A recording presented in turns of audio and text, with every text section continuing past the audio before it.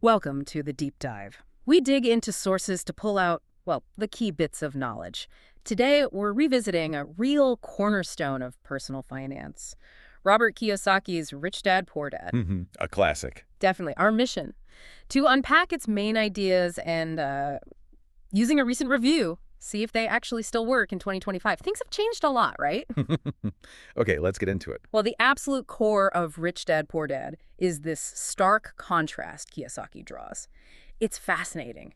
He uses these two dads to frame it all. You've got the poor dad mindset focused on, Yeah. job security, the steady paycheck. The traditional path. Exactly. Versus the rich dad approach, which is all about financial independence, building real wealth. It's a huge shift. Not just working for money, but figuring out how to make money work for you. And right at the center of that is his definition of financial literacy.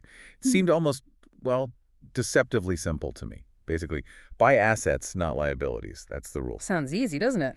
It does. And the source material really breaks it down. An asset puts money in your pocket. Think rentals, stocks, maybe even some yield-generating digital assets these days. A liability takes money out. Car loans, definitely. Maybe even too many streaming subs you don't use. It's almost too basic. Right. And Kiyosaki uses that simplicity to highlight something else. Schools often, well, they don't teach this stuff Yeah. at all, which makes you wonder, where do we learn about money?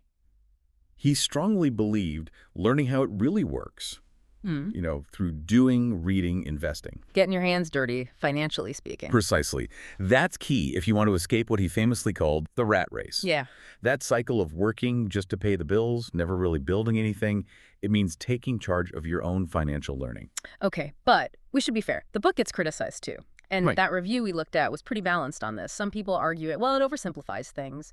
Maybe it doesn't give enough practical how-to steps for someone starting out. That's a common point, yeah. And, there have always been questions swirling around Kiyosaki's own business dealings and financial claims over the years. It's not like a perfect roadmap. No, absolutely not. But it's interesting, despite those criticisms, and they're valid points to consider, the core message, that philosophy in Rich Dad, Poor Dad, it's undeniably sparked something in millions of people, got them thinking differently about money. Its impact is huge, really. Which leads us right back to our main question today. Is it still relevant? I mean, really relevant in 2025. The financial world looks so different now. We've got crypto, AI is everywhere, remote work has exploded. Kiyosaki wasn't writing about NFTs or AI side hustles. He wasn't, no. But I'd argue it's maybe more relevant. You need to apply the principles to today's world. Think about it. The core idea, owning assets, that still holds. It's just that assets look different now. How so? Well, in 2025, an asset might not just be property. It could be, say, developing in-demand digital skills, like creating an online course that sells, or maybe building an AI tool that generates passive income. Or, even owning carefully chosen digital assets, crypto, with real utility, perhaps. So the principle of owning income-generating things is the same, but the things themselves have evolved. Like maybe deep AI knowledge is an asset now. Exactly. It's about applying that asset versus liability filter to new opportunities. And the other core tenets Kiyosaki stressed: continuous learning, not being paralyzed by fear of failure. Yeah, those seem pretty timeless. More crucial than ever, I'd say. In an economy changing this fast, you have to adapt, learn constantly, try things, and not freak out if something doesn't work the first time. It's about financial agility.